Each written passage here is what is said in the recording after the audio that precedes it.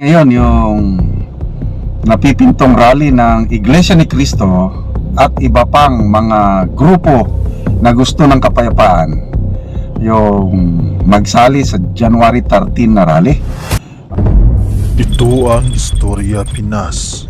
Kumpirmado at trending at pinag-uusapan sa mundo ng social media na may gaganapin na di umanong pinakamalaking rally na pinangunguluhan ng mga iglesia ni Cristo. Oh my God! Grabe to. Sa darating na Enero 13, gaganapin ang may posibilidang country record na malaking rally ng mga iglesia ni Cristo. At ito ay open di umano sa lahat ng Pilipino. Ayon pa ni Atty. Harry Roque ay gagawa ng hakbang ang Malacanang para hindi magaganap ang rally. Kinabahan na ang mga tambaluslos dahil hindi mangyayari ang impeachment ni Vice President Sara Duterte. Kapag matutuloy ang pag-aalsa ng mga Pilipino, malaki ang posibilidad na kasama sa rally ang DDS, former PME generals at mga sumusuporta sa mga Duterte. Maraming Pilipino na ang hindi kinaya ang administrasyong Marcos, kaya magiging totoo na ang history repeat itself. Kung tunay namang mga prioridad ni Bongbong ang seguridad ng Pilipinas, bakit niya tinanggal si Vice President Sara Duterte sa National Security Council? Tunay ba ang sabi-sabi na threat itong si Sara Duterte sa mga Marcos? Ngayon, yung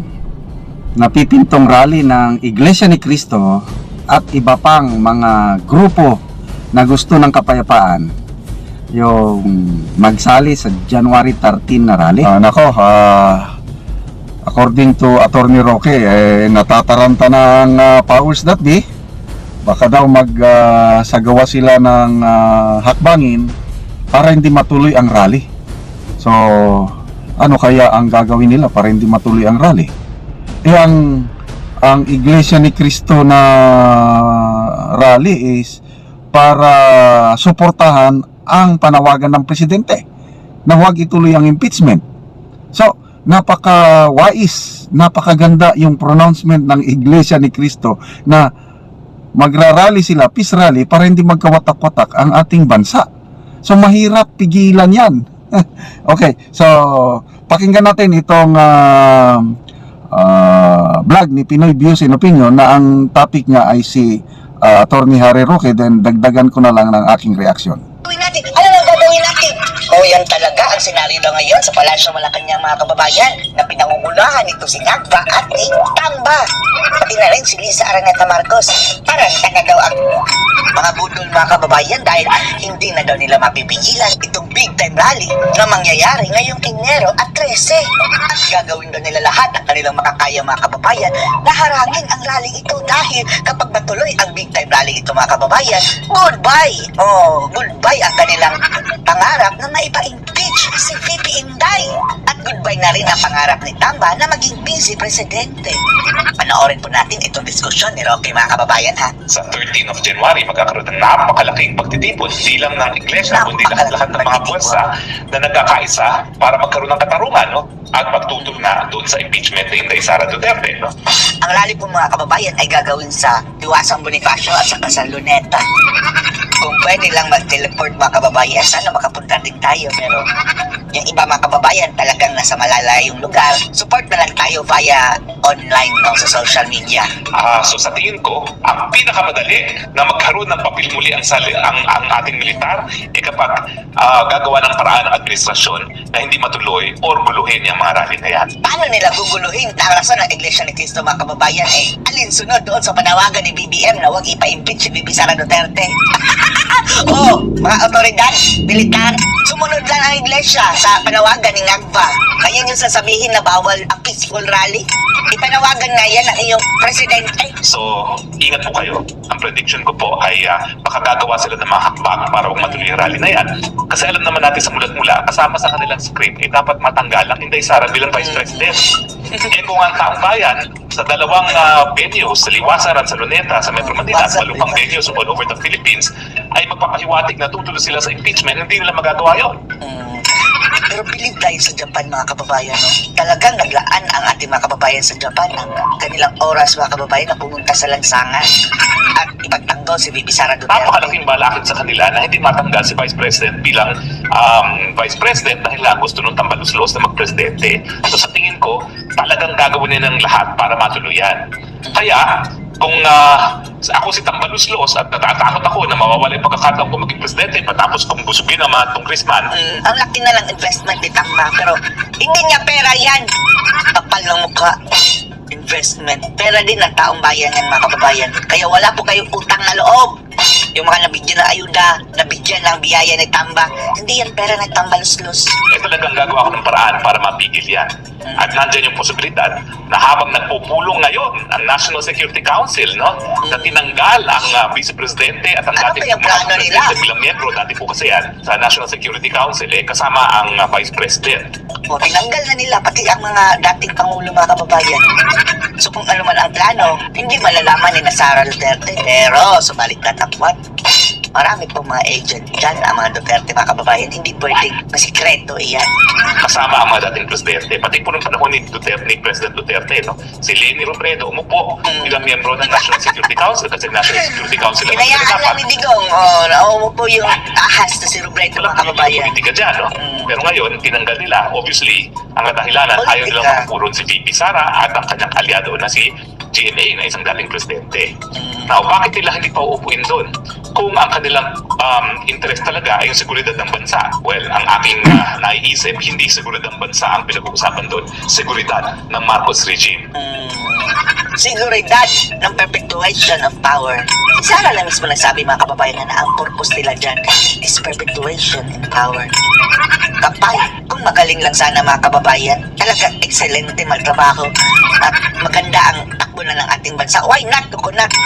O, dyan ka na hanggang kalansay ka na, ngagba. Pero performance-wise, Ismiyo Marimar, may balak pang manatili dyan habang buhay? Pwe! Tapos si Tambaluslos, may balak naging Prime Minister habang buhay? Pwe! Hindi pa nga nakaupo, kandiletse-letse na tayo. Tingnan nyo, kahit pa ang martial law dyan sa Kongreso, mga kababayan, ang uhudas na. Ano pa kaya kung maging Prime Minister na yan? At yung posibilidad na dapat palitan ng Tambaluslos ang susunod na presidente. So, ingat po tayo. Dahil kung ako si Tambaluslos, matapos kong pusugin ang mga congressman, Sino ba yan si Tambaluslos? O, patunay lang yan, mga kababayan, na weak leader talaga si BBM dahil umi-excite na si Tambaluslos na parang siya ang mga kababayan presidente. matapos kong pakainin din ang mga senatong, ay naku, Pati, mga senador, mga kababayan, nasungal-ngalan. Aharangin daw ang akap pero nabigyan ng 5 billion na. Ikom ang bibig ng mga animal. bubuyuin ko ang Marcos Jr. Mag-martial law ka kaya. Sabihin natin na talagang meron talagang magtatangka na Para maulit muli ang kasaysayan, mga kababayan. okay na yung gobyerno, patalsikin ang yung gobyerno, mag-martial law tayo para hindi matuloy ang rally na yan. Pag nangyari po yan, tignan nyo kung anong nangyari ngayon sa South Korea. Yun ang ginawa ng presidente. Mas mapapabilis po ang pagtalsik kay Marcos Jr. pag kayo nag-martial law. Guaranteed po yan. Klaro. Dahil alam na ng Pilipino na ganyan din ang ginawa ng ama ng Marcos Jr. Magdeklara ng martial law, pinadlak ang Kongreso at naging diktador nga sa sumunod na 20 taon. At kapag ginawa niyo po yan, 20 years, imaginin nyo na, mga kababayan. 20 years pa si BBM sa pwesto. Ano na kayo mangyayari sa bansa ito? Okay, so yan ang mga nababasa kong comments. Yung pagtanggal kay VP Sara at mga former president sa National Security Council, baka daw prelude sa pag-declare ng martial law. Maganda yung sinabi ni Atty. Roque na yung nangyari sa South Korea, nag-declare ng martial law yung presidente nila, lalong nagalit ang taong bayan, nagkaroon ng protesta nationwide. Yun, hindi nagsilbi. Nilip up, kinansel, binawi ang martial law. Okay, sa rally naman, tingin ko walang makakapigil sa rally ng Iglesia ni Cristo. Tuloy na tuloy yan. Ako, minumonitor ko dito sa Mindanao, saan yung pinakamalapit na rally. Talaga mag-a-attend ako kasi maganda peaceful rally. At gusto kong maging kabahagi sa another, what's this? Guinness World Record. I'm sure magkakaroon na naman ito ng record itong iglesia na rally na ito. Kasi nung kuan ba 'yon? 2000 yung biggest rally nila, yung charity charity rally, yung anti-poverty, lang panawagan nila noon eh. Ang dami at 3 world record ang naitala ng Iglesia ni Cristo sa rally na yan. So, may nag-estimate na baka abot daw ng 2 million ang mag-attend sa rally na ito. I don't know, baka sobra pa. Kasi open. Hindi lang INC members ang pwedeng sumama sa rally. Anybody. Yung mga nababasa kong comments, nung ma-announce yung Executive Order number 81 na tinanggal na ang Vice Presidente at former President sa National Security Council, marami akong nabasang comments na hindi sila mag-attend sa INC rally. But dahil sa Executive Order number 81, sabi, mag-attend na lang ko for the sake of my grandchildren, sabi ng isang senior citizen. Yung isa naman, mag-attend ako, bahala na. Sobra na itong ginagawa ng administrasyon ito. So, talagang nakaka-excite po itong rally sa January 13. No amount, walang magagawa ang administrasyon ito sa pagpigil. Tuloy na. According to Attorney Roque, natataranta na ang powers that be. Baka daw magsagawa sila ng hakbangin para hindi matuloy ang rally. So, ano kaya ang gagawin nila para hindi matuloy ang rally? Ang Iglesia ni Cristo na rally is para suportahan ang panawagan ng presidente na huwag ituloy ang impeachment. So, napaka-wise, napakaganda yung pronouncement ng Iglesia ni Cristo na magrarally sila, peace rally, para hindi magkawatak-watak ang ating bansa. So, mahirap pigilan yan. Okay, so pakinggan natin itong vlog ni Pinoy Views and Opinion na ang topic niya ay si Attorney Harry Roque, then dagdagan ko na lang ng aking reaksyon. Gawin natin. Ano nang gagawin natin? Yan talaga ang senaryo ngayon sa Palasyo Malacanang mga kababayan na pinangungulahan nito si Ngagva at ni Tamba. Pati na rin si Lisa Araneta Marcos. Parang na daw ang mga budol mga kababayan dahil hindi na daw nila mapipigilan itong big time rally na mangyayari ngayong Enero at 13. At gagawin daw nila lahat ang kanilang makakaya mga kababayan na harangin ang rally ito dahil kapag matuloy ang big time rally ito mga kababayan, goodbye! Goodbye ang kanilang pangarap na maipa-impeach si VP Inday. At goodbye na rin ang pangarap ni Tamba na maging vice presidente. Panoorin po natin itong diskusyon ni Roque mga kababayan ha. Sa 13 of January, magkakaroon ng napakalaking pagtitipon, hindi lang ng iglesia, kundi lahat ng mga puwersa na nagkakaisa para magkaroon ng katarungan, no? At magtutol na doon sa impeachment ni Inday Sara Duterte, no? Ang rally po mga kababayan ay gagawin sa Diwasang Bonifacio at saka sa Luneta. Kung pwede lang mag-teleport mga kababayan, sana makapunta din tayo. Pero yung iba mga kababayan talagang nasa malalayong lugar, support na lang tayo via online no, sa social media. So sa tingin ko, ang pinakamadali na magkaroon ng papel muli ang ating militar kapag gagawa ng paraan ng administrasyon na hindi matuloy or guluhin yung mga rally na yan. Paano nila guguluhin tarasan ng Iglesia ni Cristo mga kababayan alinsunod doon sa panawagan ni BBM na huwag ipa-impeach si VP Sara Duterte? Mga otoridad, militar, sumunod lang ang Iglesia sa panawagan ni Ngagva. Kaya yung sasabihin na bawal ang peaceful rally? Ipanawagan nga yan ng iyong presidente. So, ingat po kayo. Ang prediction ko po ay baka gagawa sila ng mga hakbang para huwag matuloy yung rally na yan. Kasi alam naman natin sa mulat-mula, kasama sa kanilang script, dapat matanggal ang Inday Sara bilang Vice President. Kung ang taong bayan sa dalawang venues, sa Liwasan at sa Luneta, sa Metro Manila, at malupang venues all over the Philippines, ay magpapahiwatig na tutuloy sila sa impeachment, hindi nila magagawa yun. Pero believe tayo sa Japan mga kababayan, no? Talagang naglaan ang ating mga kababayan sa Japan ng kanilang oras mga kababayan na pumunta sa lansangan at ipagtanggol si VP Sara Duterte. Napakalaking balakid sa kanila na hindi matanggal si Vice President bilang Vice President dahil lang gusto nung tambaluslos na magpresidente. So sa tingin ko, talagang gagawin nila ng lahat para matuloy yan.